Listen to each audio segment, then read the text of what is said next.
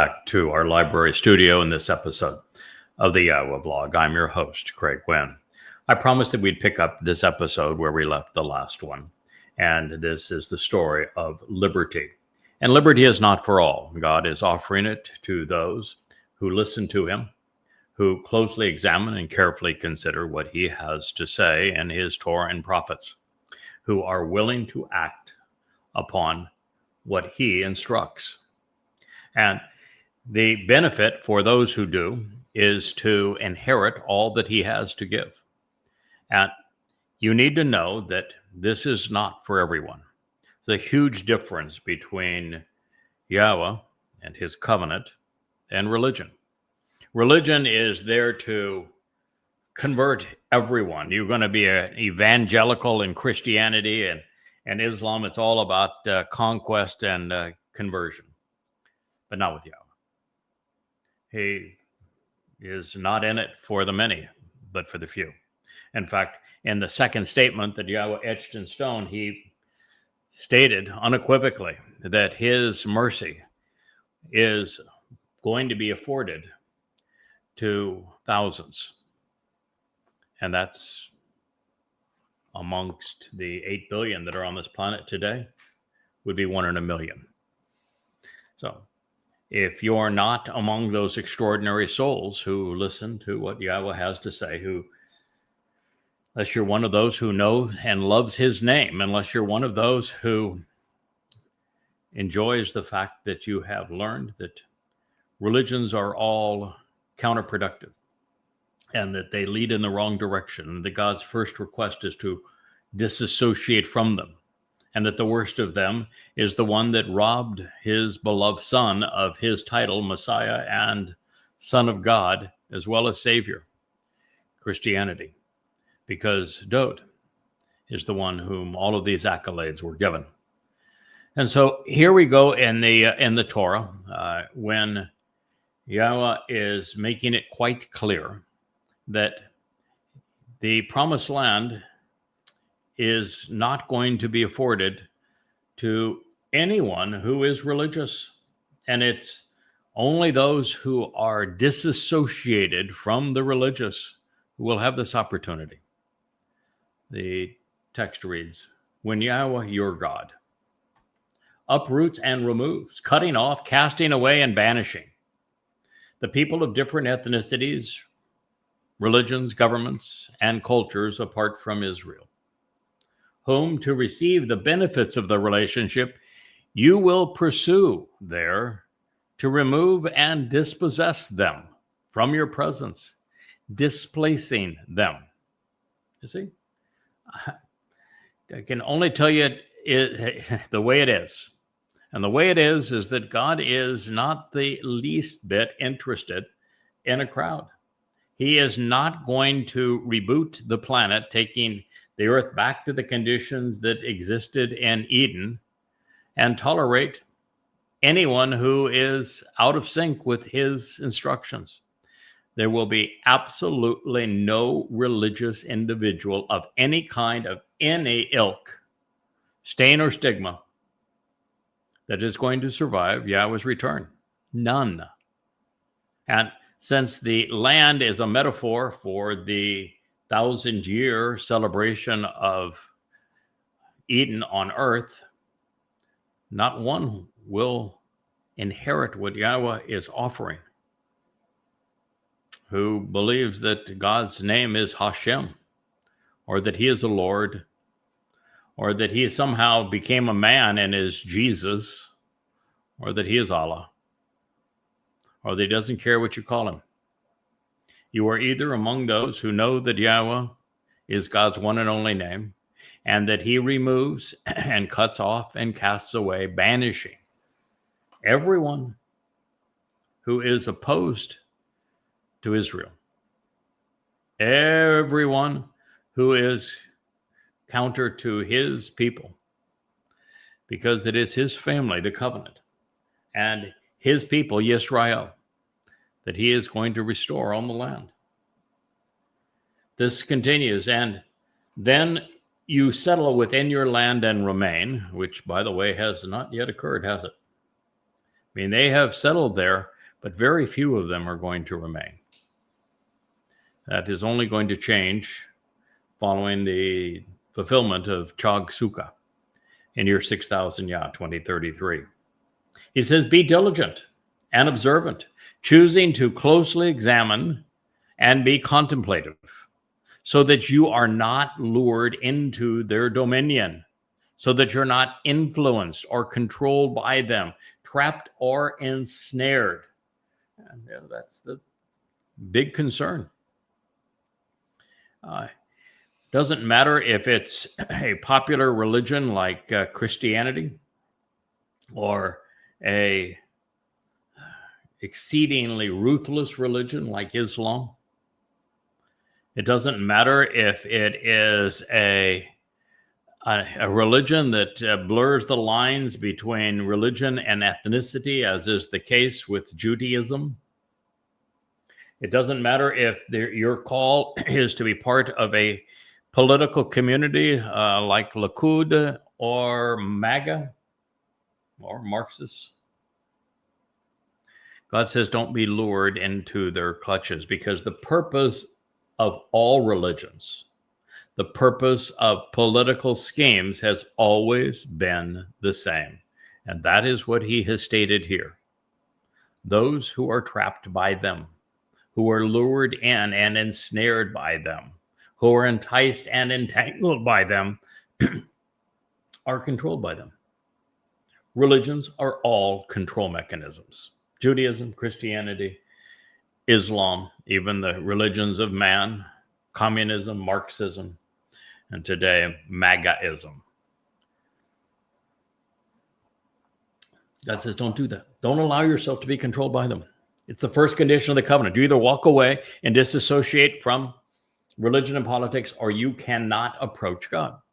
Don't follow after them in the end as part of the remnant who remain. We're reminded again that even though the Torah was prescribed for the children of Israel during the Exodus, they didn't pay any attention. They told God to shut up and go away. They were antagonistic towards him. They were so rough on Moshe that he wanted God to kill him rather than continue. And so this message is for you who are listening to me now, because this is your last chance. It is exceedingly important that you do not follow after the religious, particularly the influencers. The political, the religious, the conspiratorial, the anti-Semitic, don't go there. Stay above the fray. Don't follow them, particularly in the end, because this is essential for the remnant who remain. Because once they have been destroyed, overthrown, and exterminated, eliminated from your presence, that is all that have come to harm Israel. All of the Muslims, all of the Marxists, all of the Christians, all of the anti-Semites and conspiratorialists, all of the MAGAs who will flock even to Trump at the last days. They will all be destroyed. They will all be overstormed. They're all going to be incinerated on Teruah, totally and completely wiped out and exterminated. This is God's promise, because we're returning to the conditions experienced in Eden. He's going to transform the earth without religion, without politics, without conspiracy. And if you want to be present, you will eliminate these curses from yourself. And they will be exterminated from your presence unless you inquire about and seek after their gods. So God, the reason that he is eliminating these things is he wants, again, to return us to the conditions experienced in Eden. And if you noticed, in Eden, there was no religion and no politics. None.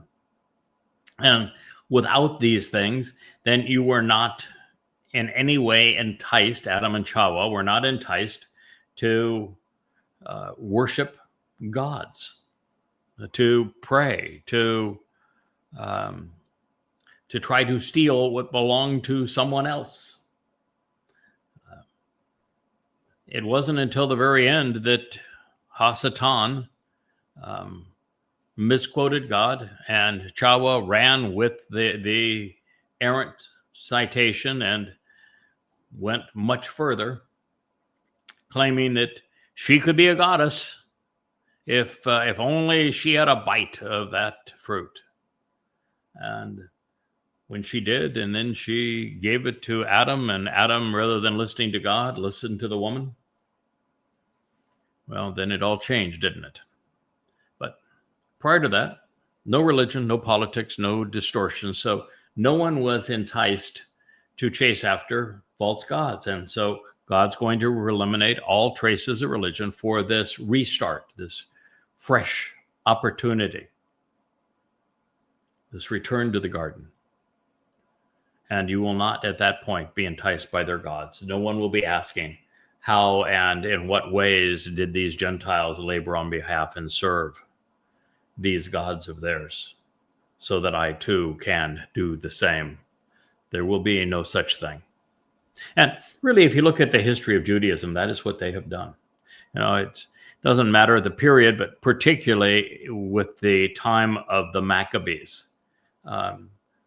So much of Judaism came to reflect the Greek forms of philosophy and Gnosticism and sun god worship and the like. And those things have all made themselves into Judaism, including the little round beanie disc that they wear, the yarmulke, the kippah, the same thing that is worn by Roman Catholic priests, because they both are derived from sun god worship.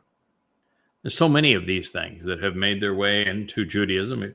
Really, the Babylonian Talmud, the guiding force of Judaism, was written, of course, in Babylon, which is where the religion of Christianity was born. It's where the beast emerged. And so God's saying, no, we're not going to start over again the way we once were. It got really bad in a hurry. So should it not already be obvious? This is a presentation of future history.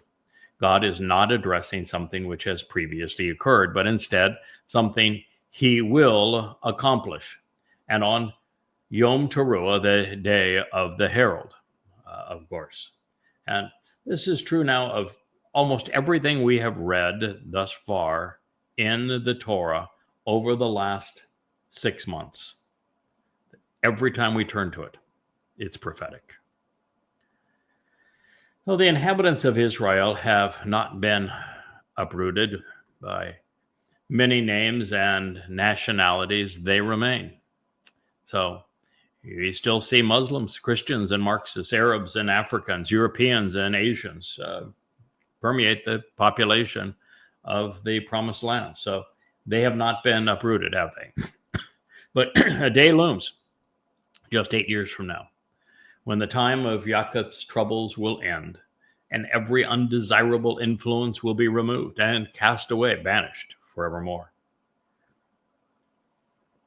All of this happening on the day of the herald, on Teruah. The final remnant is comprised of Yehudim and Yisraelites, with Goyim serving only to make life in the garden more enjoyable for God's people. And it is then when all who remain will receive the benefits of the relationship and become heirs at long last. Those who have sought Israel's demise will be removed. They'll be dispossessed from the presence of those returning to the garden to celebrate the 1,000-year observation of Sukkah.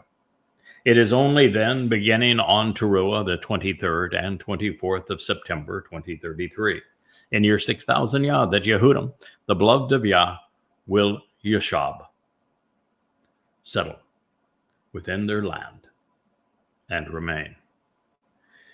And this is why we are asked to be observant and contemplative, even unto the end, especially at the end. The snares will be placed all around to entrap. And as utterly stupid as the underlying claims of Judaism, Christianity, and Islam, even Marxism and conspiracy, The overwhelming preponderance of people are lured away from God, no matter how dumb the call. Through false prophets, political pundits, and covetous influencers, they are played for fools, and they're controlled. Today, Rich pointed out that one of the Mother Goddess cult participants was so proud that she had a chat box do a translation for her of the 154th Psalm. And so that you don't bother to look it up, the 154th Psalm does not exist in the Masoretic text. It is found in the Great Psalm Scroll. Now, that doesn't mean that it was something that should have been there, because there's tons of material, like the Book of Enoch, for example. The Book of Ezekiel would be another example.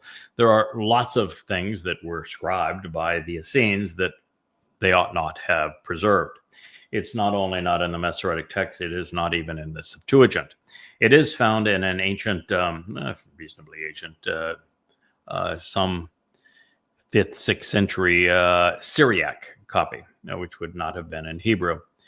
And having the chat box do the translation for her, she doubled down on stupid. And you're just going, no. I mean, there's just no way that they could have made the same mistake.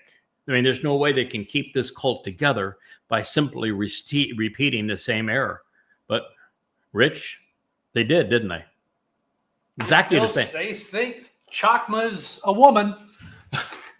They're morons. You know, when they wrote to me that they were going to pursue the message of Spirit Mom, and that they found Spirit Mom in the 8th Mashal, 8th Mashal, which is a proverb. And they asked me to translate it so that I could validate that they were right, that there was Spirit Mom speaking to them. And I went to the 8th Mashal and read it in Hebrew. And the two things I did not find were Ruach, which is spirit, and M, which is mom. So there was no Spirit Mom to be found in it. They just got tripped up on Hebrew grammar. On Hebrew grammar, if you are addressing a feminine noun, that does not make the thing a girl or a woman or a mother. It's just a feminine noun. Nephesh, for example, is a feminine noun, although that nephesh can be found in men and women. It doesn't make a man a girl. Got it? In their world, it does. Well, I guess in their world it does. So there, you read through it, and it's everything pursuant to God is he and his, over and over again. He did this, he did that, he wants this, he wants that. It's standard fare. Every time everything speaks of God, it's always he. But they were so desperate for a she that they fell into exactly the same trap. Just as the 8th Mashal proverb has she as a pronoun, it is pertaining to Chokma. Chokma with the AH ending is a feminine noun. Chokma means intelligence, wisdom, the ability to think astutely. And so, and Dode speaking in the 8th proverb about the value of wisdom refers to Chokma as she because it's a feminine noun. That's just part of the grammar. You know, it doesn't make the idea of intelligence feminine. It doesn't make the man who was the most Chokma a woman.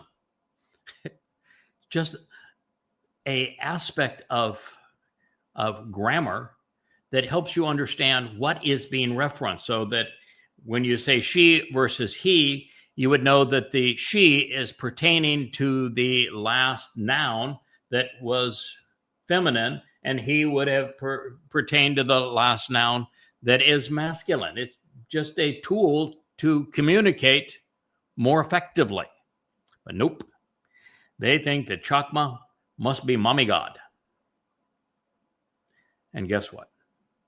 In the 154th Psalm, the references to she begin after the introduction of, guess what? Drum roll, please. Chokma. They doubled down on the same mistake. And they're all saying, well, I want you all to be blessed by my translation that came by way of a chat box. Okay. That's just see how easy it is for people to be fooled and controlled. And then they all feed off one another. It's like being a part of a conspiracy, which is, by the way, where all these people came from. And they just stare on the dot in the wall. Said, well, I found a psalm that speaks of mom because it says that she's great. She has gaits. She has a voice. Oh boy, she has a voice. The voice is the voice of what you're lacking. Intelligence. Once enticed into the darkness of deceitful propositions, few break free. They just dig in, dig and pour more dirt over their heads. They're pulled deeper and deeper into the pit of delusion, even into pretending to speak for a mother God. I found it, may you be blessed. Nothing will dissuade them. Even when shown that there's no mention of a goddess associated with God, that he never addresses himself using anything but the masculine singular, that he never says, I'm a mother. Oh, guess how many times that spirit, Ruach, appears in the 154th proverb, or psalm, I should say, psalm. How many times would you say that is a zero? Goose, I guess, is correct. So there is no reference to spirit. So I guess you can't have a spirit mom. How many times does M, the Hebrew word for mom, appear in the 154th psalm? None. They are so damn desperate to have a goddess. They want a goddess. They could care less about Yahweh. It is true. They're going to make God transgender if it kills them. You know what the suicide rate is, though, with transgender? It's up there above 50%. If you're not careful, you know, your mother goddess is going to... You continue to pursue transgender here. Yes, every reference to Yahweh is masculine singular, as it has been throughout prophecy, and it is here in this statement. So even now, at this late date, Yahweh is leaving the naysayers without excuse. There is no quarter for the Ashri, the mother goddess. That's how we began this Torah reading. This is the introduction to the statements that you can eat whatever you want because meat has no influence on your soul, only on your body. Began with denounce the Ashri, the mother goddesses. Have nothing to do with them. Condemn them. Disassociate from them. Attack them. Okay. So apart from learning how to respond to God, Yahweh stands. It is the place our Father has chosen to reintroduce his name, to display his covenant on behalf of the final remnant of Israel. If being with God is of interest to you, pay the mother goddesses no heed, although you may be blessed by 154th Psalm because it speaks of mommy God. Good grief. On Yom Teruah, as the Bashar of the Bakar is sacrificed to prepare Israel for Yahweh's return. All who have pursued a different agenda will be shamad, overthrown and destroyed, eliminated and exterminated, completely and utterly annihilated from the presence of those who will be part of this remnant. A time will come when there will be darash, a time when no one inquires about or pursues false gods or goddesses. And only then will life in the land and in the garden be joyous, because frankly, the embittered and rebellious are annoying. And you think, I'm annoyed. Wait till you get a load of the 35th Psalm. Oh my goodness. Dode is exceedingly disgusted. And oh, by the way, there is an M in it. A mother. Yep. And there's a ruach in it too. The two things you're looking for. I found a psalm that has actually M and ruach in it. Unfortunately, he says, I don't understand what they're talking about here with this M. And the ruach is dispatching those who have been opposed to Dode and me to Sheol. So maybe it wasn't the ruach they were looking for. Put that in your pipe and translate it. And and if I may, once again, Yahweh has equated the ways of the Gentiles, being that his people should not emulate. And he's saying that the ways of the Gentiles is religious, that Goyim have been religious for as long as civilization has existed. He tells his people, do not follow their example. You know, you may want to look in those tombs in Egypt and notice that the mummies are still there. They did all of that work, spent all of that money, all of that effort, all of that time, all of the readings from the Book of the Dead. And there they are, still deader than dead. You know, fake gods seem to feast upon people worshiping them. And the only real God wants nothing of the kind. Do not venerate God. He wants to be respected. He wants us to listen to him, to engage with him. So it says you should not act or engage in this way when approaching Yahweh. Don't be religious. Because indeed, by contrast, every detestable and repulsive abomination. Ooh, this is the nasty word in Hebrew. It's not 4 letters, but it's really bad. Kol toiba. Every loathsome and abhorrent, idolatrous and disgusting custom that Yahweh hates, abhors, and detests, they have done for their gods, including even sacrificing and burning their sons and daughters in the fires to their gods. The Devarim words should never have been called Deuteronomy 12:31. God's advice is to not do any of the things which were discussed in this chapter of the Torah. And therefore, including, number 1, what was the first thing God says? Don't do. Promoting Ashery, mother goddesses. Similarly, we're not to overlook their crime either, because Yahweh told us to obliterate them. He's going to exterminate those who remain.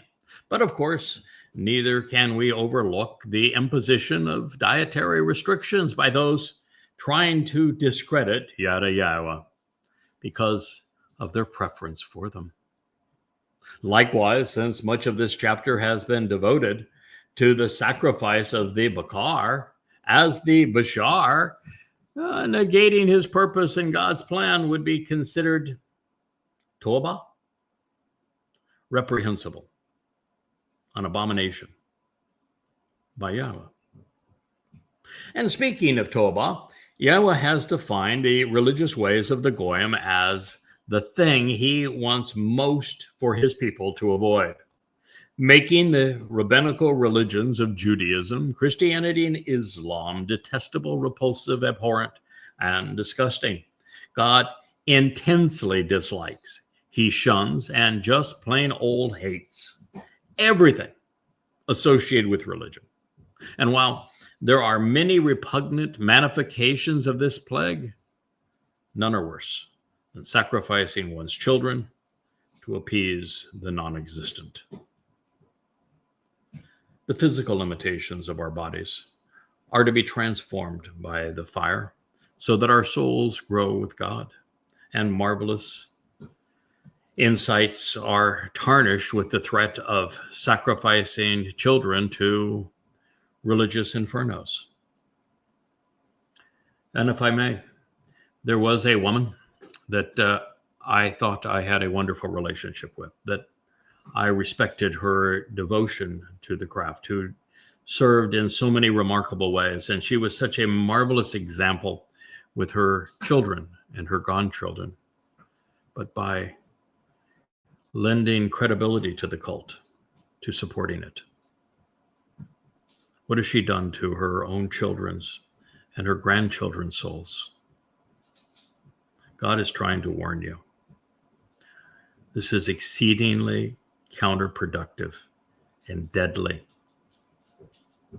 It's not a game. You need to be smarter than this. The physical limitations of our bodies are to be transformed by the fire so that our souls grow with God. And marvelous as that insight is, it is tarnished when we don't understand the purpose of that fire. So should you take comfort in believing that you are immune from criticism because neither you nor your belligerent colleagues are currently burning your children, such that you don't think that this applies to you, I have some sobering news. Religious parents, conspiratorial parents, anti-Semitic parents, overtly political parents are mortally infecting their sons and daughters and their grandchildren with the most debilitating plague ever curated by man or woman. Religion and conspiracy are 100% fatal. There is not a single Haredim, Christian, Muslim, Hindu, conspirator, Mother Goddess worshiper at all in heaven. And there never will be. For that matter, there are no conspiratorialists or communists or Marxists or progressives or MAGAs either. So in closing, through Moshe, Yahweh said, every word that to reveal the path to the benefits of the relationship I have provided as instruction to you, you should closely examine and carefully consider, such that you engage by doing. Do not add anything. Do not join with anything. To do it. And do not hinder him, subtracting from him. We must ask, are we being advised not to add or subtract from the Debar word, since it is masculine singular, particularly in light of the recognition that there have been many of them? Or does this still pertain to the sacrifice of the Bashar herald, who is a singular man, with Bashar being masculine? And since Yahweh has been about Yada Yahweh, it is to, and how it is to be considered sacrosanct, to the extent the embittered and rebellious are being told not to add their voices above it or to detract from it with their disproven theories of mother goddesses, no matter how many times they repeat the same mistake. No matter which, they are all related. These things are interwoven throughout this story. You can choose. Don't add to the words, don't subtract to the words, or actually words singular, or don't speak over or diminish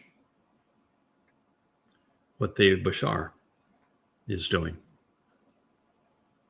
Clearly, as a result of this review, it is safe to say that Judaism's approach to kosher is not only a gigantic waste of time and money, it's in direct opposition to God. If you are kosher, then you are antagonizing the Almighty. The religious approach to being kosher is the antithesis of the liberating statements we have heard from God, with sparse justifications from the Torah, apart from some health concerns, and in complete conflict with Devarim 12. Rabbis control and fleece their own with their long litany of laws called mitzvot. These include a prohibition on mixing meat and dairy, as well as anything derived from eggs with either meat or dairy, even butter. The wait time between them varies from 1 to 6 hours, depending upon where the kosher family was raised and, well, how you rinse your mouth. Making life even more complicated, those committed to being kosher have to have separate sinks, different countertops, even different dishwashers, because plates that have held dairy and meat cannot touch one another. God forbid. And should they fraternize, the only remedy is to bury the offending plates in the dirt for 8 years, which of course is the perfect way to sanitize them. As one might expect, to comply with the rules of kashrut, separate utensils, cooking, mixing, and storing vessels for meat and dairy must be used and then cleansed and stored without touching, much like men and women at a synagogue. Rabbis are expensive, of course, so the price paid for their kosher blessing to make one's life complicated makes eating much more expensive, especially for meats, milks, and wines.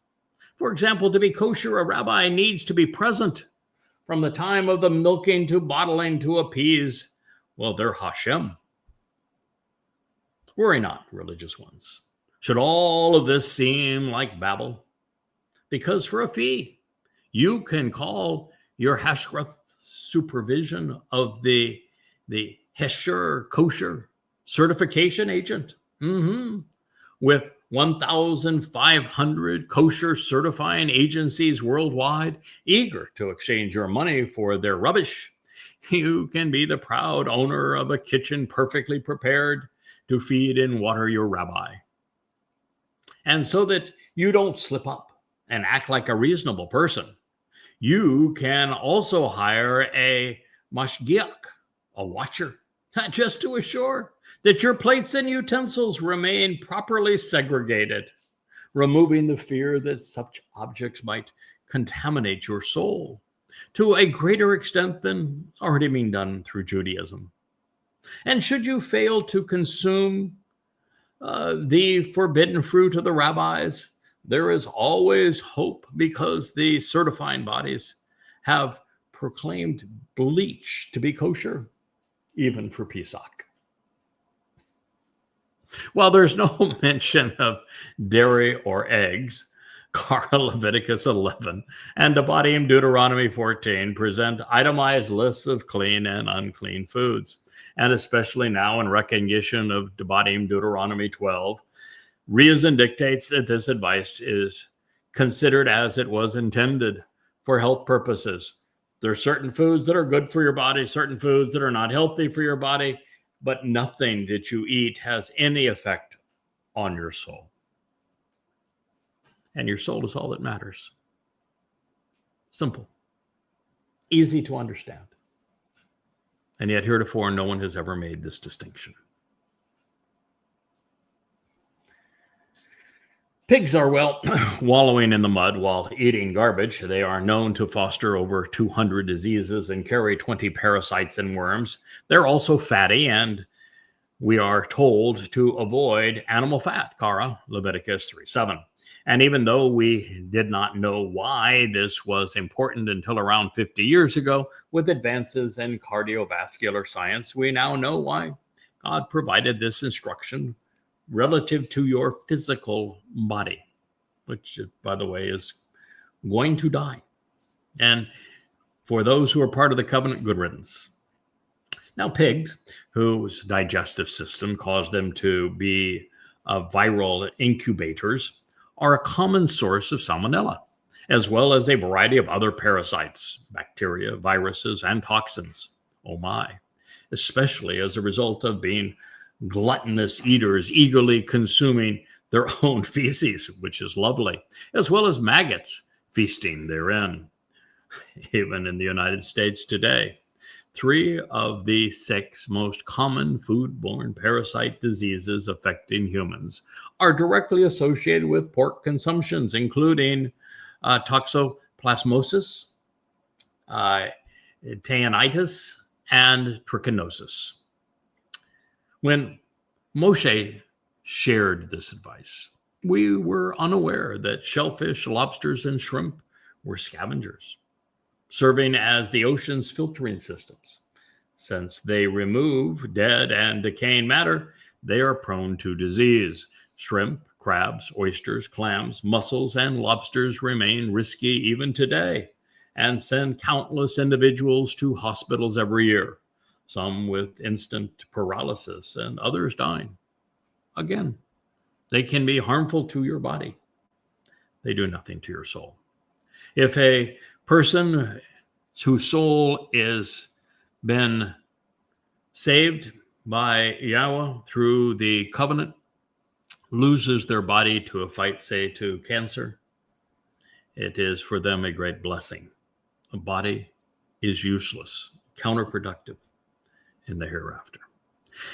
Nevertheless, we are learning something that God was very smart telling his people that, there's things that you ought to be careful of because, for them, their souls were not going to live on. So all they really had was their bodies because they weren't listening to God. So there was no opportunity for their souls.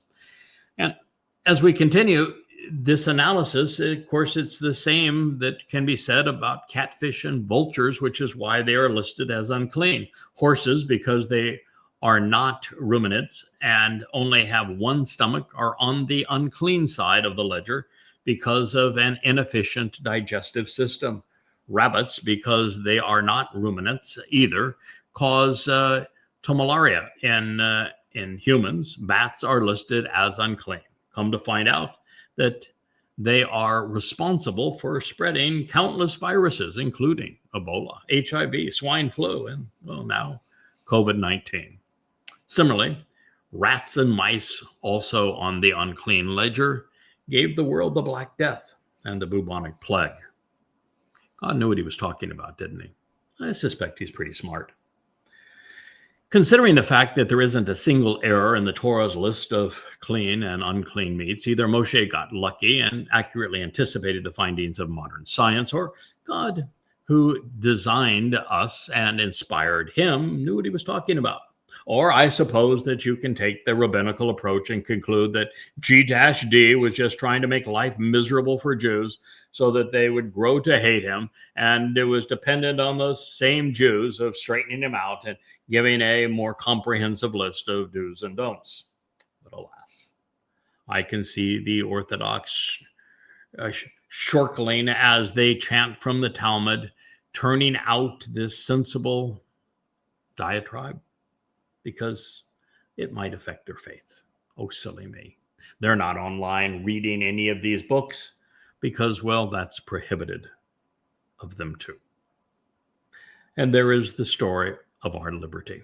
I look forward to being with you as we pursue this series that while we have completed our review of this portion of the Torah in Devarim 12, we have some treats in store for you. Can't wait to share what I've learned in the 33rd, the 34th, and particularly the 35th Mizmor or song, the psalm that was written by King David. Oh my goodness. By the time he gets to the 35th, you know exactly where he stands regarding all of this. And then we're going to take one of the most delightful journeys ever encountered by anyone at any time and travel through time and place to David's life as he sought to bring the Ark of the Covenant into Jerusalem and the stories we learn along the way. It is a marvelous journey, and we are still embarking on some of the favorite stories that Yahweh would have to share with us. Thank you for listening.